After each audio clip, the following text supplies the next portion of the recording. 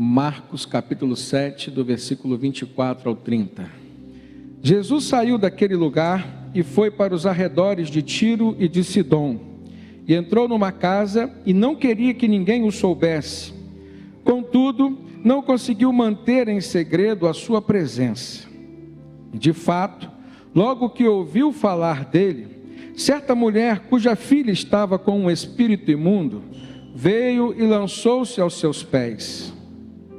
A mulher era grega, cirofenícia de origem, e rogava a Jesus que expulsasse de sua filha o demônio.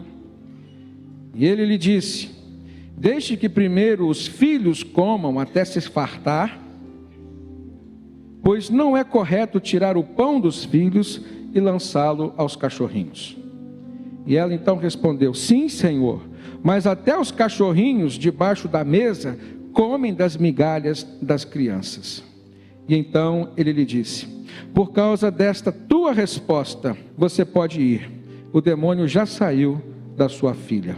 E ela foi para casa e encontrou sua filha deitada na cama, e o demônio já a deixara. Amém?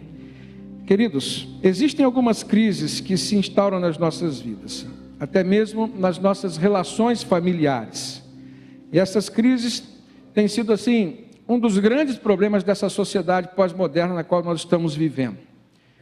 E às vezes nós identificamos que antes dessas crises familiares, existem algumas crises com relação à identidade dos papéis que as pessoas que compõem a família precisam desenvolver.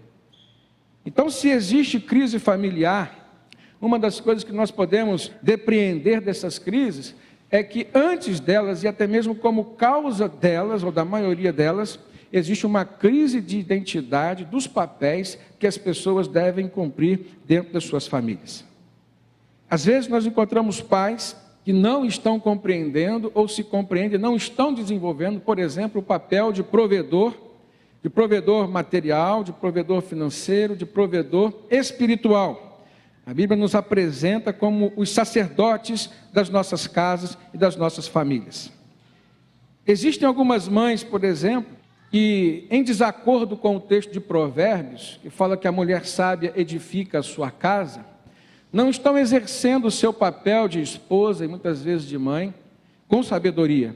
Não estão desenvolvendo o seu papel de ser o elo de ligação entre as partes, que causa harmonia entre as pessoas que compõem a família, ou seja, elas têm um papel preponderante como provedoras emocionais e também provedoras espirituais, no que diz respeito ao seu papel de serem intercessoras.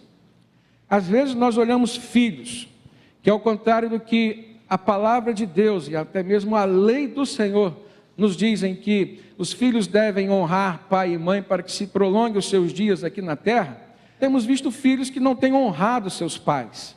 Podemos ver também nessas crises familiares, crises de identidade com relação ao papel de irmão.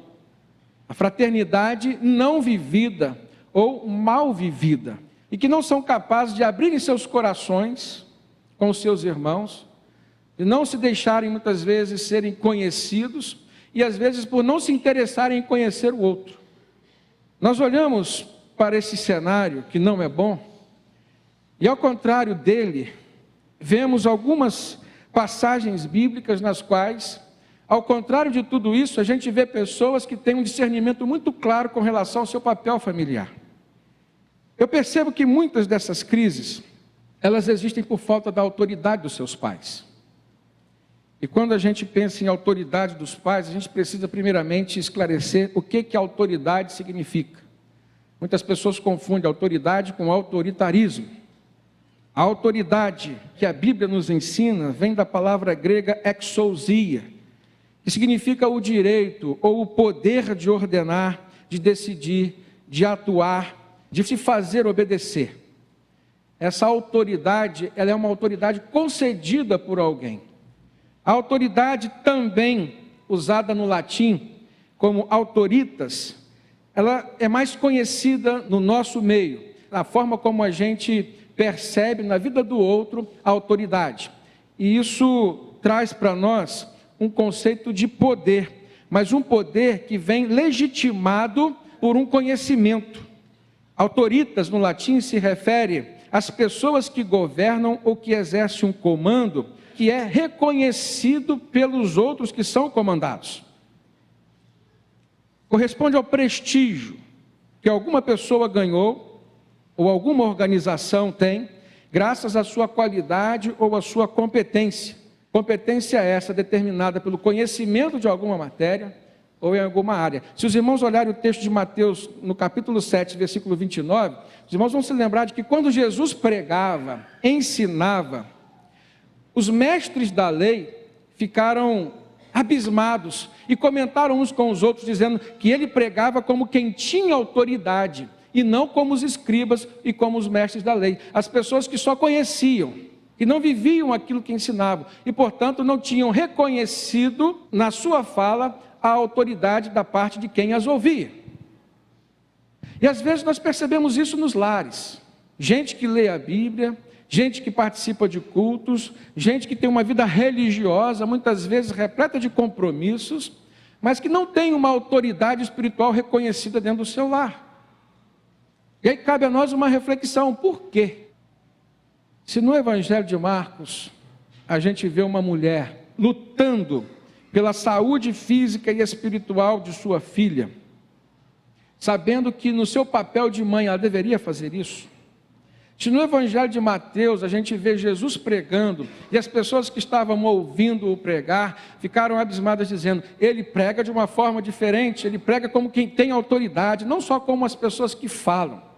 A gente percebe, irmãos, que existe uma conexão entre os laços que se estabelecem entre nós e os nossos filhos, entre os nossos entes, entre os nossos familiares, com o nosso procedimento espiritual para com eles. Talvez o seu filho reconheça em você uma autoridade paterna, tão somente no campo material. Você é um bom provedor. E para muitos, você pode ser até um bom pai. Por que eu falo para muitos? Porque no campo da reflexão de algumas pessoas, ou de muitas pessoas, e a maioria das pessoas, poderíamos pensar assim, o ser um bom pai é simplesmente ser um bom provedor material. E quando muito, estar presente nos momentos em que o filho precisa.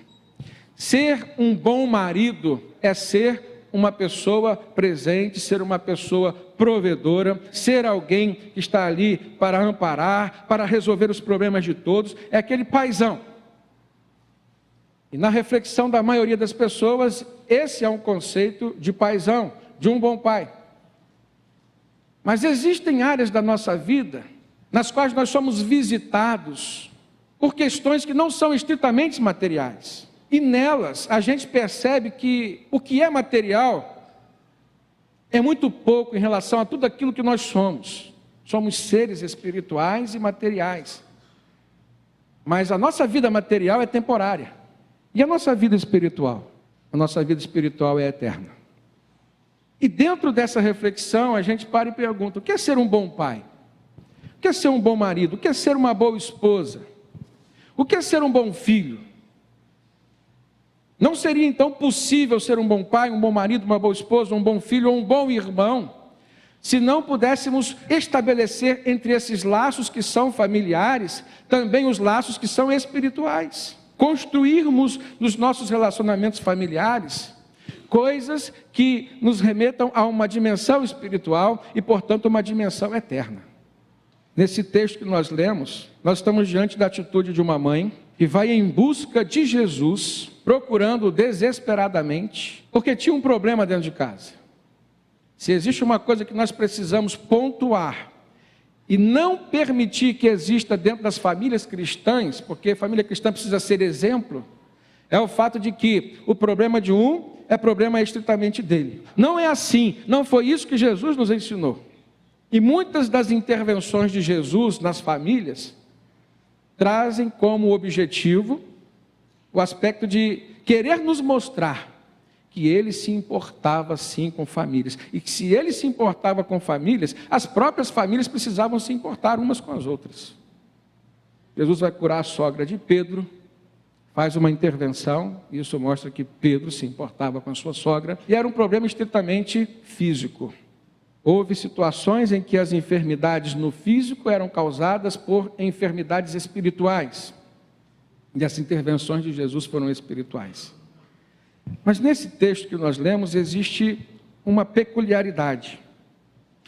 Não se tratava de uma enfermidade física, não era uma enfermidade emocional que se manifestava no físico, não era uma enfermidade psicossomática, não era uma enfermidade no físico causada por uma questão espiritual, mas era simplesmente uma enfermidade espiritual. Aquela mãe foi procurar Jesus porque ela já tinha diagnosticado um problema espiritual na sua filha, e, portanto, dentro da sua família. E ela acreditou que Jesus era capaz de resolver. Nós podemos analisar a visão espiritual que aquela mulher teve. E junto com a sua visão, o comportamento dela. Mas antes eu queria refletir com os irmãos sobre a identidade daquela mulher. A Bíblia não fala do seu nome. O texto diz que aquela mulher era uma mulher grega, de origem cirofenícia. O Evangelho de Mateus fala que ela era cananeia. Isso não é uma contradição, na verdade é um texto complementando o outro. Se nós olharmos para o relato que diz que ela era da região de Sidom e de Tiro, que na verdade eram duas cidades, essas duas cidades estavam naquele tempo situadas na terra que antes era chamada terra de Canaã. Então ela era uma mulher cananeia assim. A cidade de Sidom, especificamente, que existe até os dias de hoje, ela recebeu esse nome de um dos herdeiros de Noé. Olha como é antiga aquela cidade.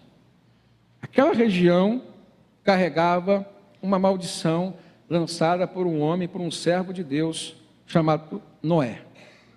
Naquela região, Canaã, o seu filho, estabeleceu sua família e começou a desenvolver cidades ali.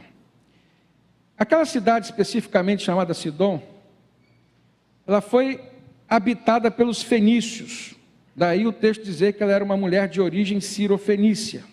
Depois que ela cresceu, ela deu origem, ela emancipou a segunda cidade chamada Tiro, que também é muito conhecida na Bíblia nos tempos do rei Davi. Sidom lutava e oprimia a nação de Israel. Se os irmãos olharem o livro de Juízes, no capítulo 10, os irmãos vão ver isso. E antes da era cristã, ou seja, antes de ser visitada por Jesus naqueles dias, quando aquela mulher foi até ele para que ele resolvesse seu problema, Sidom tinha passado por diversos tipos de conquistas. Tinha sido conquistada, primeiramente, pelos filisteus, depois pelos assírios, e ficou muito tempo sendo governada pelos assírios, daí dizer que aquela mulher era de origem ciro-fenícia. Depois dos assírios, ela foi subjugada pelos babilônicos, depois pelos egípcios, pelos gregos e finalmente pelos romanos. E aí é o contexto em que se dá aquela visita que Jesus fez para pregar também naquela região. Se ela era grega, ela não poderia ser da religião judaica. E se ela não era judaizante, ela também não vivia na expectativa da volta do Messias, do Cristo. Portanto, quando ela procura Jesus, ela não estava carregando consigo uma expectativa que já tinha sido incutida nela pela sua religião. Ela procurou Jesus como sendo efeito da fama que Jesus trazia, por conta da sua mensagem, por conta dos milagres que ele estava fazendo, e ela começou a acreditar. Ela começou a partir dali, daquela experiência, a acreditar que Jesus de fato era o Filho de Deus. Ela começou a compreender as Escrituras a partir daquela experiência, como muitos de nós, muitas vezes compreendemos hoje. A vida daquela mulher foi transformada a partir do momento em que ela procurou Jesus. Isso demonstra que ela tinha discernimento espiritual. Não tinha religião, mas trazia consigo discernimento espiritual. Por quê? Porque ela tinha diagnosticado uma possessão espiritual na sua filha. Uma outra característica que a gente vê é que ela era uma mulher que tinha fé, que acreditava em Deus. Por isso ela procurou em Jesus, como Filho de Deus, como alguém que era da parte de Deus, a solução para o seu problema. Daí a gente percebe que apesar do seu problema ter sido a motivação para ela procurar Jesus, ela foi uma mulher que tinha clareza também com relação ao seu papel de mãe. O comprometimento e o empenho em resolver o problema da sua filha. E isso a faz ter alguma coisa em comum conosco hoje.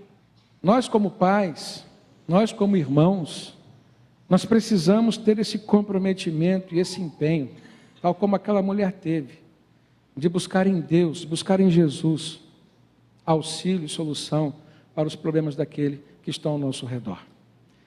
Uma das razões disso está na lei de Deus, que diz claramente que nós devemos amar ao nosso próximo como a nós mesmos. E amar o outro significa se importar com o outro, significa ter misericórdia do outro, significa se esforçar para ver o problema do outro ser resolvido.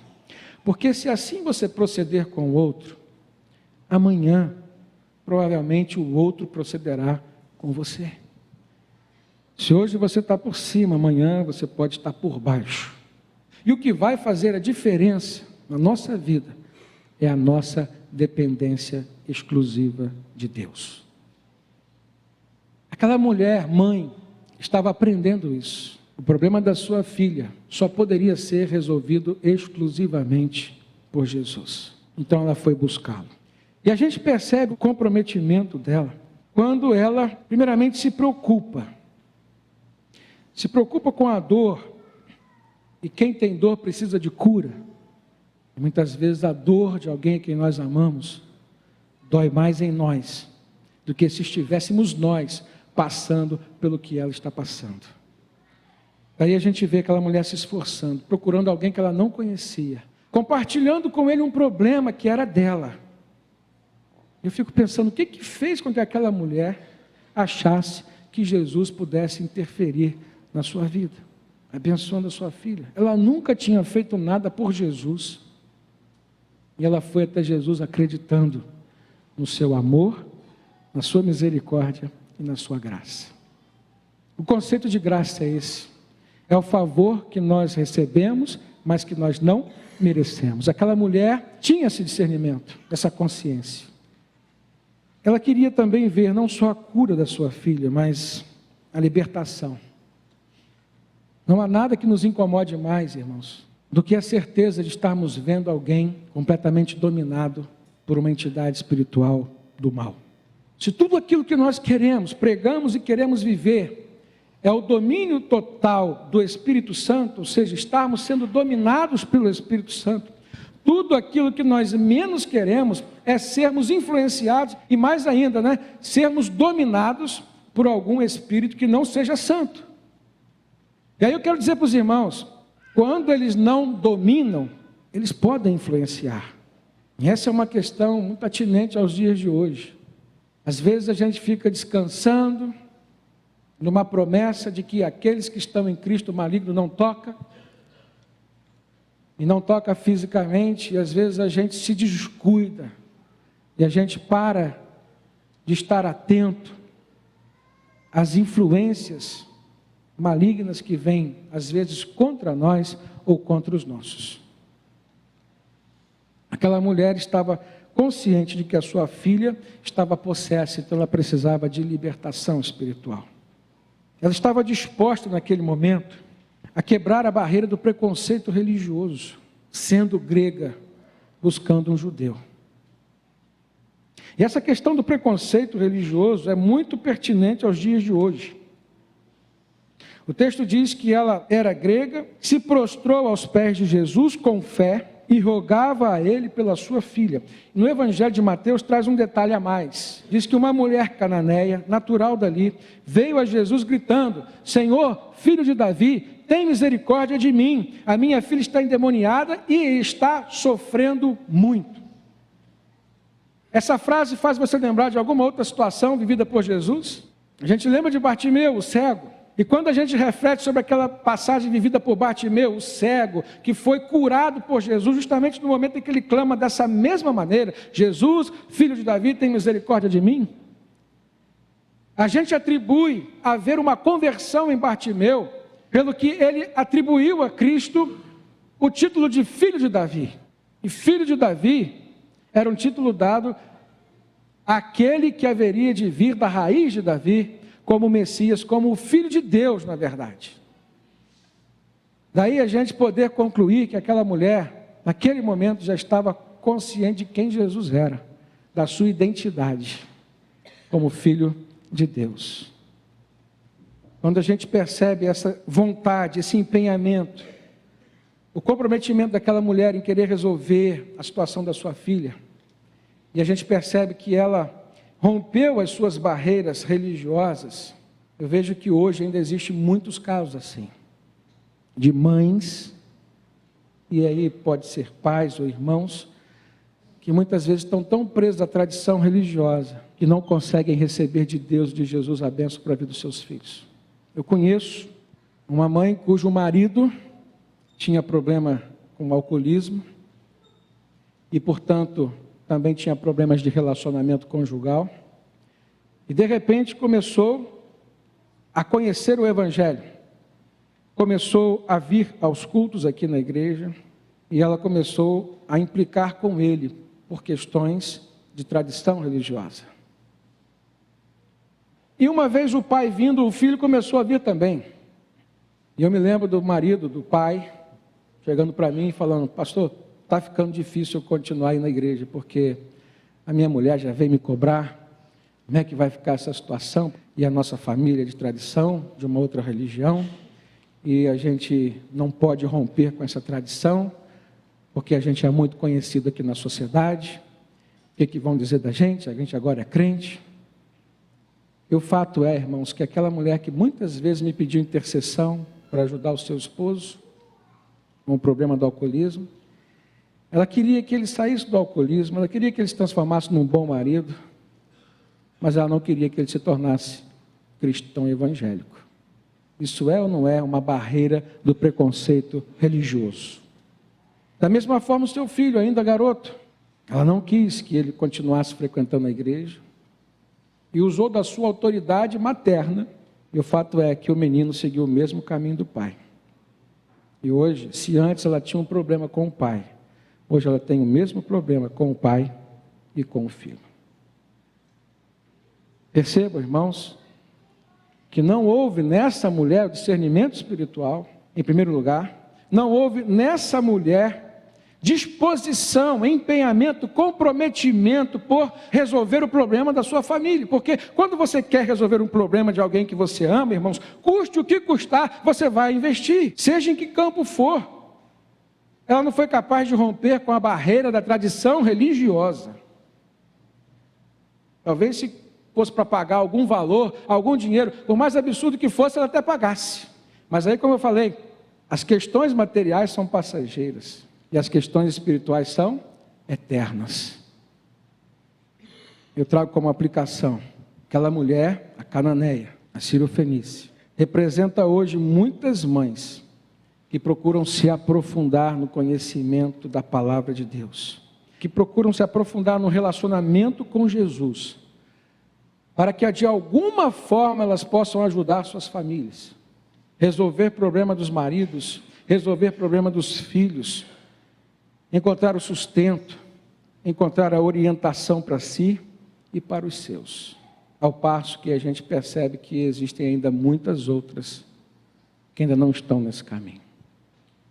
E a pergunta que eu faço para nós aqui: em que ponto nós nos encontramos? O primeiro ponto é o discernimento espiritual. O segundo ponto está nos papéis. O papel de pai, o papel de marido, o papel de mãe, o papel de esposa, o papel de filhos, o papel de irmãos. E o que a Bíblia nos ensina a partir desse texto é que para desempenharmos bem esses papéis, nós precisamos dar atenção a todos os laços que se relacionam com eles, principalmente os laços espirituais. E aí, eu trago para a nossa conclusão outras características que na verdade seriam qualidades daquela mãe, que seria a determinação, a insistência e a resiliência. E na verdade a gente olha para aquela mãe, mas nós podemos trazer como exemplo para todos nós. A determinação que a gente vê naquela mulher reside no fato de que, se nós olharmos especificamente para o texto, no detalhe que diz que Jesus chegou ali na região de Tiro e Sidom, querendo descansar. O texto diz claramente que ele não queria ser importunado por ninguém. Ele procurou logo uma casa para repousar. Aquela mulher estava tão determinada a encontrar Jesus que ela descobriu onde Jesus estava. Ela foi até Jesus, não teve medo de receber um não da parte de Jesus. Determinação significa uma decisão inabalável. Determinação significa ser firme, ter uma decisão definitiva e irrevogável.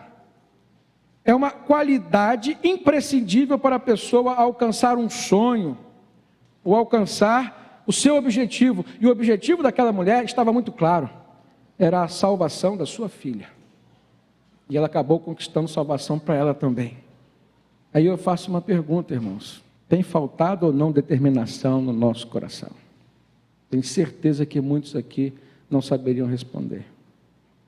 O que significa: não estou determinado a nada. Estou vivendo. E alguns até poderiam usar como pretexto, que não se aplica nesse contexto: eu entreguei minha vida a Cristo, seja lá o que acontecer, né, Ele vai estar comigo. Não é assim. Você tem que entregar a sua vida a Cristo, você tem que depender dEle, você tem que aceitar o que Ele determinar para você. Esse é o terceiro passo.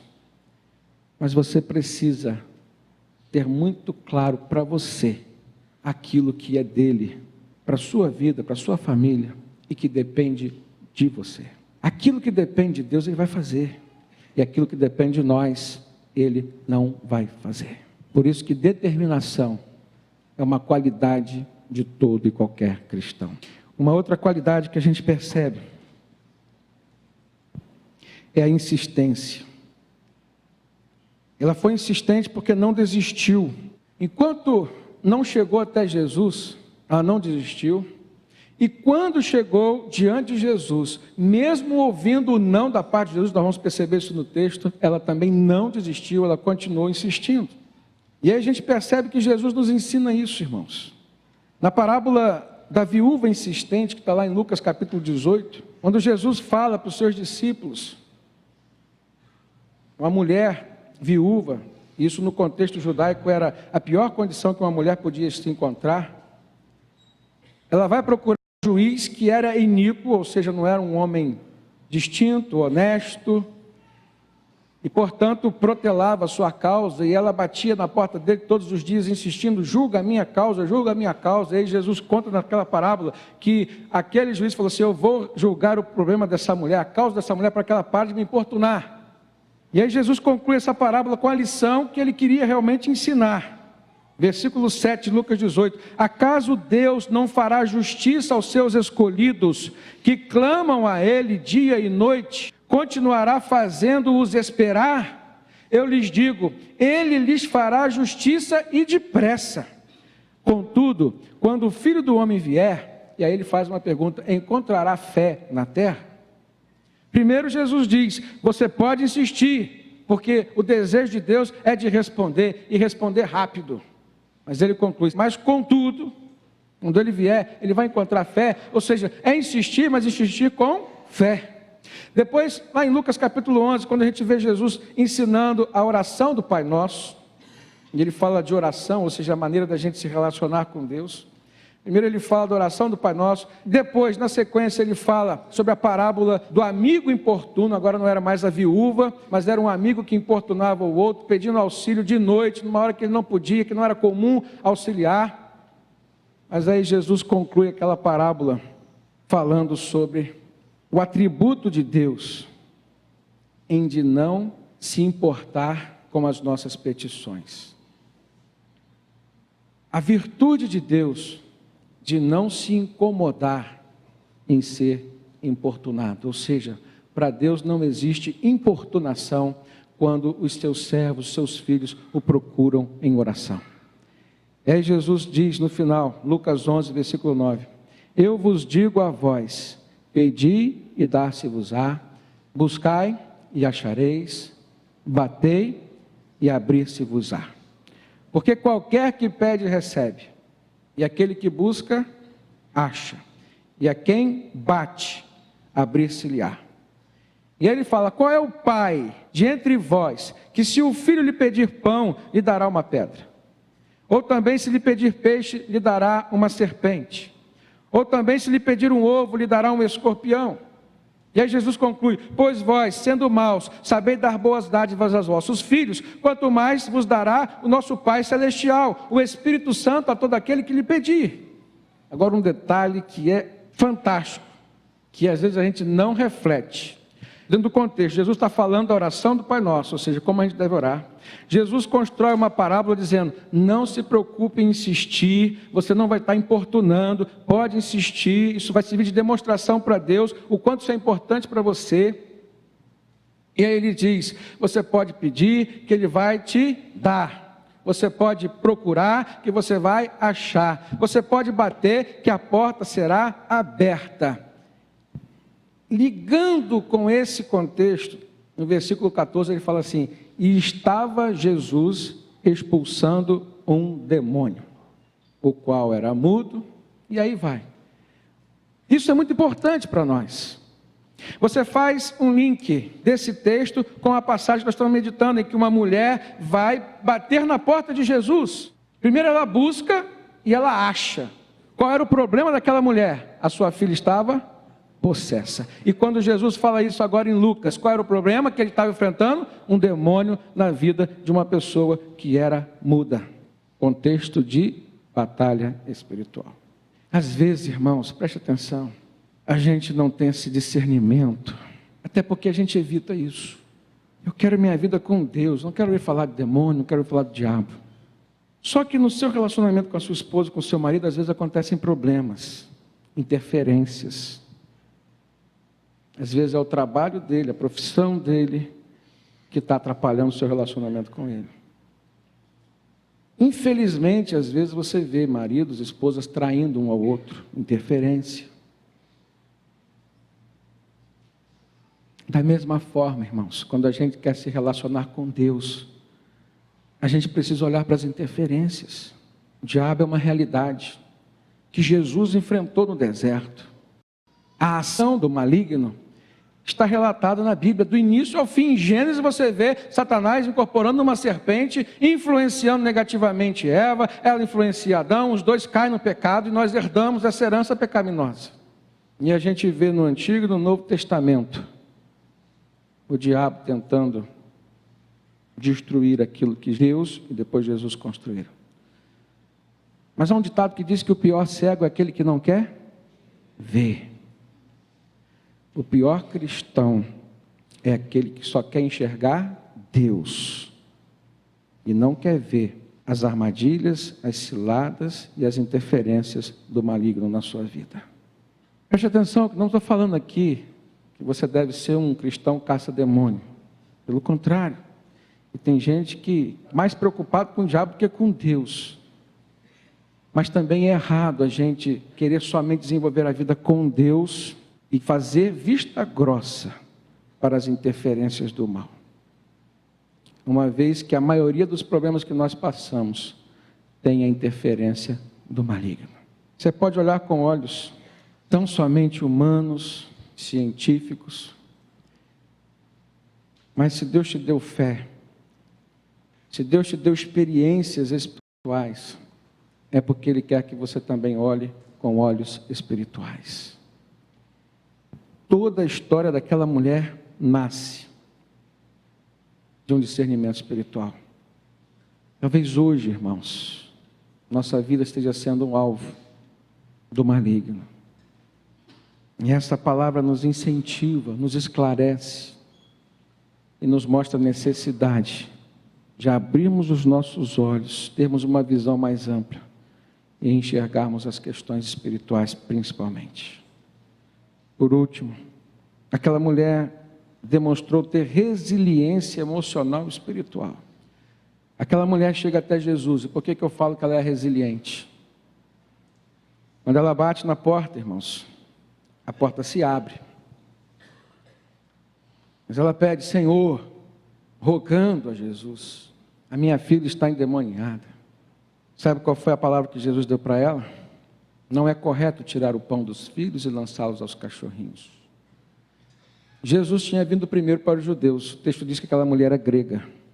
É isso que o texto está dizendo. Ele tinha vindo para os judeus, então não era bom ele interromper a obra que ele estava fazendo de pregação para a salvação dos judeus para resolver o problema de uma mulher que não era do povo de Deus. Mas aquela mulher tão resiliente, e a resiliência muitas vezes se dá por meio do diálogo. É isso que a gente precisa aprender na nossa casa. Quando as pressões vêm, irmãos, não se cale, dialogue. Aquela mulher foi capaz de dialogar com Jesus. Ela poderia simplesmente ter, procurei, me esforcei tanto, Jesus disse que não vai resolver. Ela chega e diz para Jesus, sim, Senhor, mas até os cachorrinhos que estão debaixo da mesa comem das migalhas das crianças, dos filhos. O que ela está dizendo? Eu não mereço, o Senhor não veio primeiramente para mim, mas eu sei que o teu amor é tão grande, que até mesmo o que sobrar dos filhos é capaz de resolver o problema que eu tenho. Ela não se humilhou, não considerou ser aquilo uma humilhação, uma ofensa. Ela aceitou o que Jesus tinha falado para ela, mas ela insistiu. Ela sofreu uma deformação, um golpe, um não, mas ela não permitiu que aquele não causasse uma cisão nela. Há muitas pessoas hoje que têm abandonado o Evangelho, porque Jesus não respondeu uma de suas orações. Não é isso que é ser resiliente. Essas coisas causam alguma deformação em nós, sim, são golpes que nós recebemos da vida e não de Jesus. Mas o que nós não podemos fazer é permitir que esses golpes, que essas notícias, que essas crises promovam uma cisão no nosso relacionamento com Jesus. Aquela mulher, por ser resiliente, ouviu de Jesus uma segunda palavra. Jesus olha para ela e diz, por causa dessa tua palavra, dessa tua afirmação, você pode ir para casa porque o demônio já saiu da sua filha. E aquela mulher foi embora, chegou a casa, viu sua filha deitada, liberta completamente daquela entidade demoníaca. Isso pode acontecer hoje. Se Jesus assim fez naqueles dias, Jesus está disposto a fazer todas as vezes que for necessário. Mas a gente precisa agir como aquela mulher agiu.